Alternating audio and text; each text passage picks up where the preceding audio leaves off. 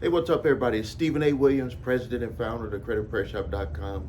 In today's video, we're going to talk about how to specifically get items removed off of your credit reports that are not verified or validated by the furnisher or by the credit reporting agencies. There's two processes that every item that is put on your credit reports, negative or positive, must meet this criteria or it has to be removed.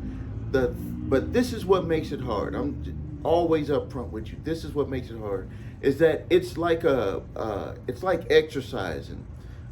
You have to continue working at the process to actually get the bureaus to really do their job. And sometimes with furnishers, because the bureaus are getting millions of documents every single day.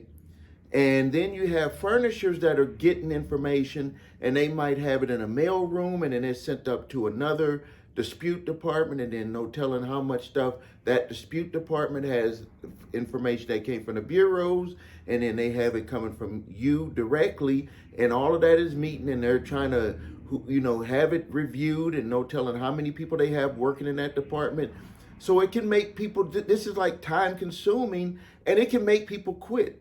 It could just make people quit the process of trying to repair their credit. So what I want to do is I want to break down, these are some examples of work that we've done. We have this posted on our website, and I like to use these because this here kind of allows you to see, number one, that items can be removed. Because one of the things that I see a lot of people, they'll send us emails, or when we're talking to them on the phone, they'll say, can that item be removed? Absolutely, any item can be removed off your credit reports, but your specific situation is different from anyone else's. It could be the same account from the same company, but your situation on the way that account was handled would be totally different than someone else, and it could be an account with the same creditor.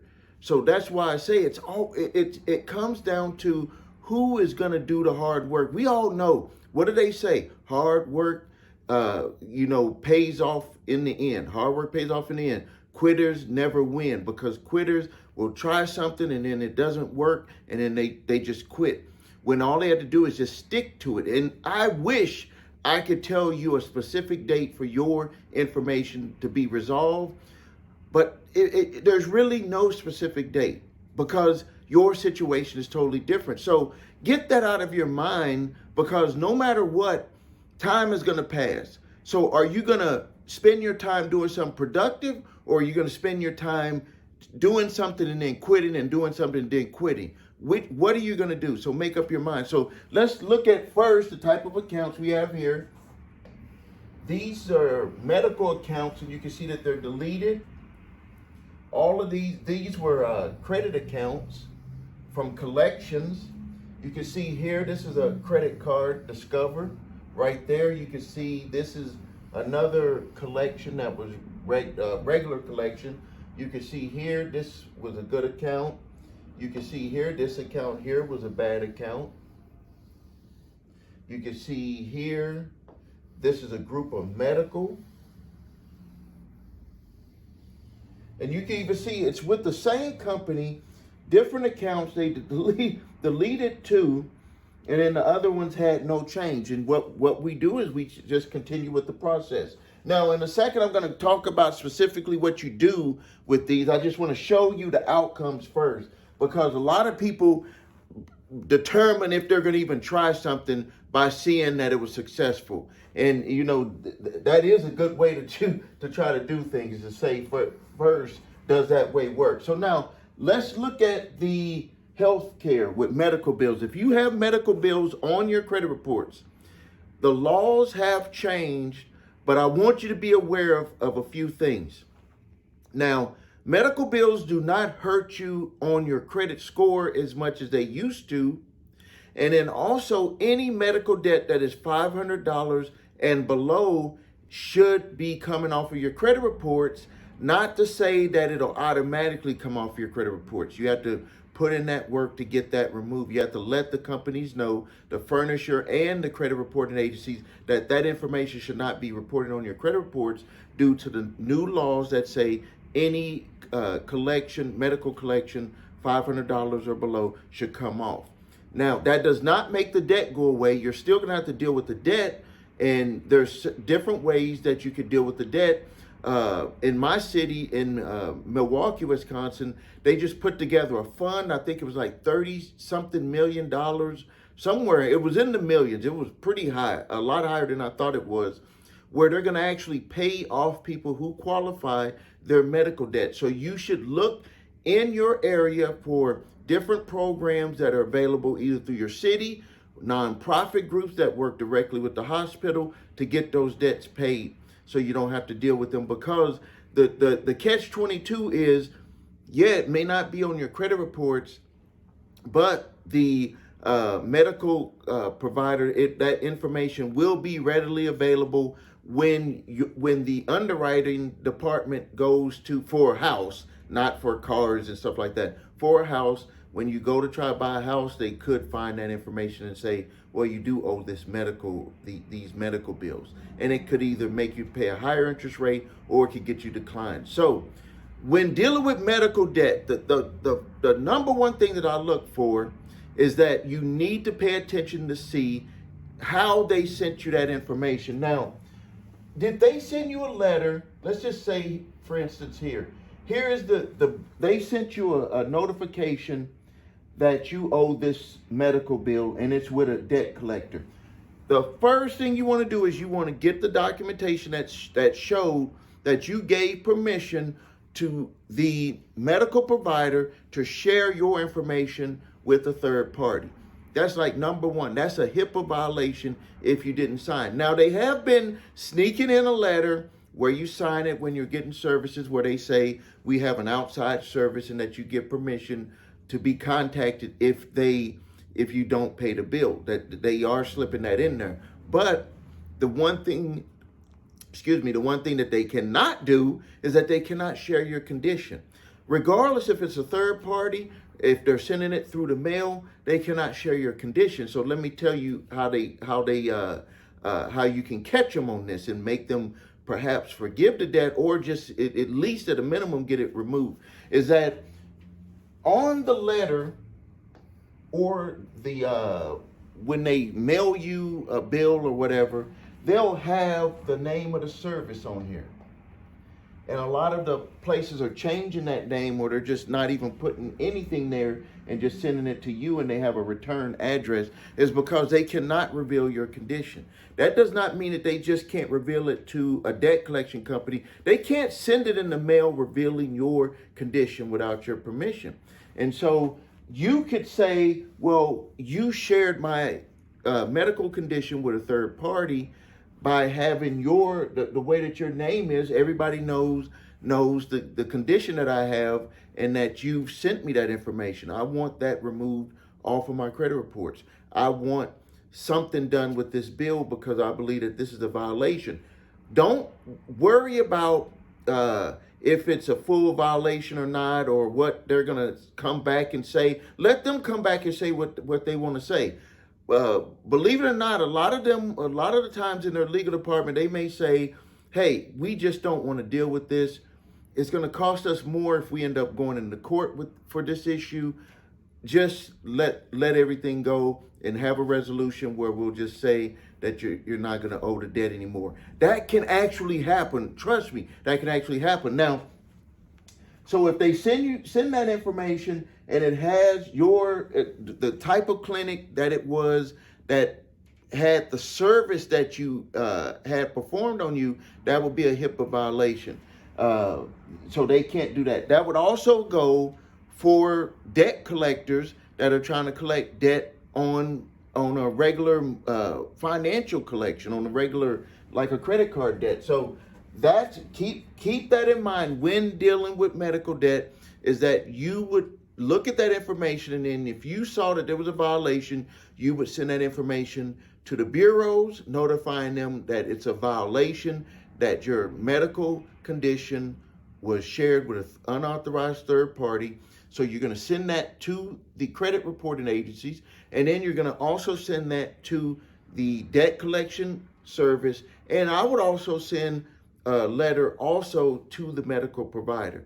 And you will see that you'll have a good outcome. Now, it may take some time to work through the process because you're talking about a violation that's going to take it to a whole different department than it is if it was just a regular dispute. But if you just go to regular dispute process, you already know that you're going to have a back and forth. They're going to say, well, hey, you do owe this debt. So you're taking it up a notch by stating that they've shared your medical condition. Listen to the words I'm saying, your medical condition with an unauthorized third party. So now let's move down and let's look at this Discover Services right here. A few ways that you can take care of that you can take care of a credit card debt. Now, if it's sold, now Discover does not sell their debt. They'll hire an attorney, a third party service to go after people and sue them over their credit card debt. But let me go over the options that you have. So first, when you're dealing with credit card debt with an original creditor, it is very, very easy to get a very nice settlement on the debt, but it has to go through the charge-off process. So for the charge-off process, let me just kind of clean up a little bit of this here. For the charge-off process for here, it has to go 6 months of no payments. 6 months of no payments, and then they'll charge off. Now, let me tell you what a charge-off is, because there's a lot of misconceptions about what a charge-off actually is. A charge-off is just an accounting, what they have to do for the accounting so they can make the books correct. So when they, imagine it this way, let me use this example. You own the company, you have all of these accounts that are open, and you have these monthly payments coming in. And then all of a sudden, the next month you say, well, hey, we got all of these accounts, and I received a smaller amount of monthly payments. Wouldn't you want to know what's going on with the accounts? Well, that's what a charge-off is. A charge-off is a legal accounting entry that they have to put for the government regulators. And if it's a private company, it's just so people who own the company would know what's going on, what's going on with the books.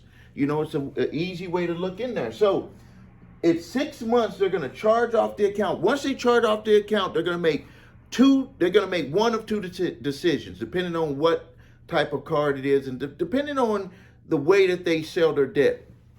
Is number one, they can sell it, which is what most of them do. They just sell it for pennies on the dollar. They package up these debt portfolios and they sell them, but they haven't lost any money. Trust me, they haven't lost any money because they've sold our information to multiple places. All that stuff you get in the mail, they sell that to companies. Our name and our address is probably worth, on average, to them about $8,000 to $9,000 a year, if not even more than that. It's for a credit card, especially because they know our buying habits. They could sell it, or they can keep it, and then they're going to hire a company to collect it. And then when they hire the company to collect it, then you're going to be in that back and forth. But this will give you an excellent opportunity to do a settlement. So now, first, let's just talk about if it's still with the original creditor. What you could do, this is your options on what you could do, is first, were there any disputes with the account? Some of the time there are legitimate disputes with the way that the account was managed. You didn't agree with the fees. You didn't agree with some of the charges that have them in dispute. They say that they were going to make some corrections, and they, were very slow about doing it, and you didn't want to continue paying on something that you didn't charge. That can happen. It is rare, but that can happen. I had a client that had that same situation that I just described, and I was like, are you sure? And she sent me the letter, and it said that she had all of this stuff in dispute, but for some reason it was just taking them months to resolve it, and she just stopped paying on the card. So we ended up doing a settlement on it, but I was like, are you sure? Like, usually when you make a dispute, they're going to take care of that situation pretty quick with a credit card company. Because they can just go get their money back from the vendor that did at where the charge was done. So the process would be is they're going to assign someone that's going to talk to you, and then you'll just have that back and forth. You got to be very careful about the way that you about the information that you tell that individual, because they're recording it and they're going to use all of that to see where they're going to offer you a settlement on. That's why a lot of people come to us for this, because we'll do that negotiations and stop them from asking questions that could actually put you in a worse situation for settling. So they'll connect you with an account manager, and then it will just be that back and forth. They'll normally want to see your hardship, so you're gonna have to describe your hardship. You have to make it to, if they believe it, they're gonna work with you better. If they don't believe it, they're gonna it's gonna kind of be a lot harder to get a settlement. And remember, these companies are able to look at your credit reports and see your situation, and they'll kind of make their determinations off of that. But if you stand strong and you know what to do, what to say, how to say it, documents that need to be sent in, and you don't have to worry about them asking you certain questions, you can eventually get yourself into a good situation to do settlements. We've done this for clients all the time, and people who have taken my information have been able to do it. It's just, again, it's going to take some work. Now let's look at if they sell it. When they sell the portfolio, this is the best situation, because then the debt collection company, the debt collector, it takes all the responsibility that the original creditor had. But here's the problem. The debt collector doesn't actually have all of the records that the original creditor would have, and there's no way the original creditor is going to give them all those records, because they're not in the business of giving over all of their information on how they run their company with their accounts. So basically what they're going to do usually is they're going to give maybe the original contract. Some of the times they may have that. They're going to give a couple of statements, the final two statements, and that's actually written into the law that they have to provide you two of your final statements. That's just the way that the law was written. So they're always going to have that. And then the rest is just going to be an account balance that they claim that you owe. So now if we just tear that apart, in that initial letter, because what they're going to do is when they buy the debt, they're going to send you a letter. This is called a dunning letter. And in that dunning letter, what they're actually saying to you is, we bought the debt. This is the original creditor. This is the amount that we claim that you owe. And then they'll have a little paragraph in there that say that you have a right to dispute any or part of this debt. And if you don't do it within this 30-day period, that you're actually saying that you owe 100% of the debt. A lot of people disregard that letter, and then that information ends up being on their credit report. That's the process that it has to go through.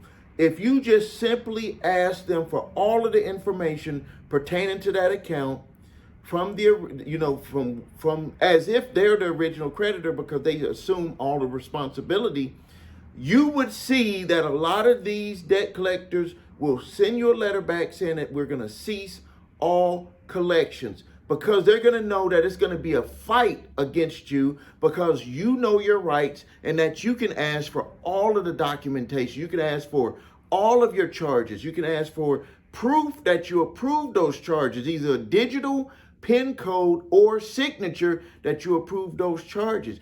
The interest rates that were charged. You want to know the interest rates through the entirety of the account, so you can rectify and see if that is the same that is on the contract that they provided you, or if it just so you can you have your recollection of what they promised you. Even if they don't have the original contract, you can say, well, this is not the amount that I was told I was going to pay. Credit card companies have this problem all the time.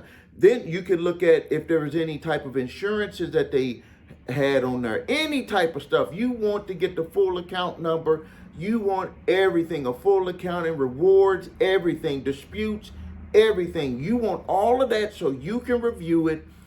Plus, you want the contract that connects you with that collection agency, that connects you with the collection agency, that even gives them permission to come after you for that account.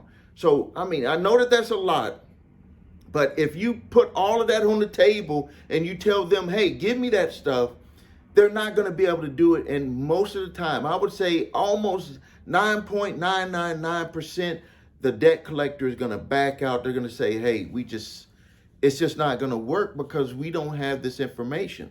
You know, with the portfolio, like when they buy the portfolios, a lot of people don't know this. They don't have your account name. They don't have your name specifically on the portfolio. They buy digits. They buy numbers.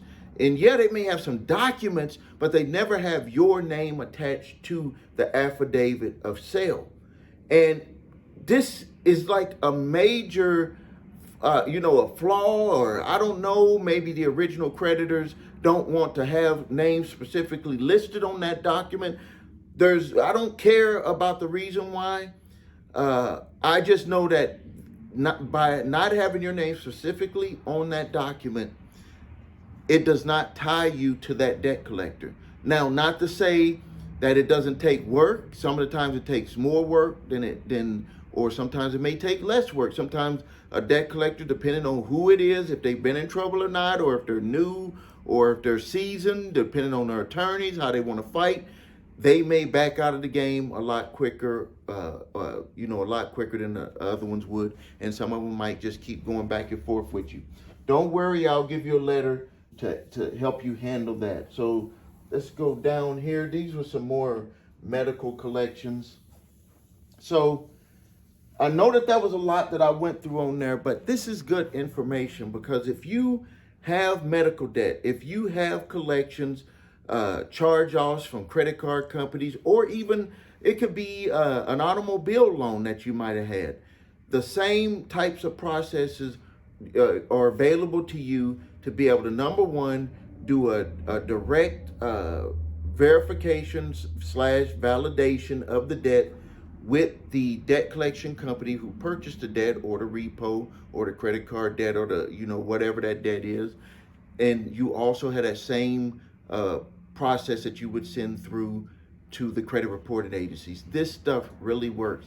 I know that some of the times that, when I talk about it, it can seem like a lot. It is a lot. I'm not gonna make it sound too easy. It is a lot, but it is worth it if you just go through the process. So if you have medical bills, rewind the video, write down the notes that I told you, get set on the process, do something with the information I just gave you. If you have credit card debt, rewind the video, watch it again, listen to my words on what I tell you to do, and you will be able to deal with that credit card debt. This time, let's take some action and get something done. If you need help with your credit, please visit us at thecreditrepairshop.com. Watch the video, What Makes Us Different, so you can see my 8-point validation process and my 2-phase settlement process.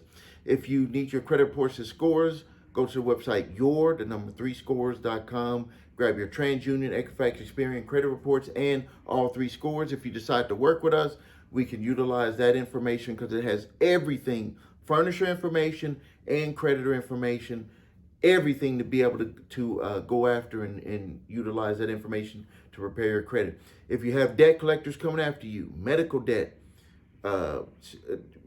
credit card debt, repo debt, whatever it is, I'm giving you 3 letters that you could utilize. There's 1, statute of limitations, just in case the debt is past the legal statute of limitations to collect. The cease and desist collection activities letter, which has all of those points that I just talked about here, but you're dealing directly with the debt collection company, and a debt validation letter. So if they try to say, hey, we still think we could come after you for this, I give you a letter so you can do that back and forth. Thank you for your time. Please subscribe to the channel. Post your questions and comments. This is Stephen A. Williams, President and Founder of the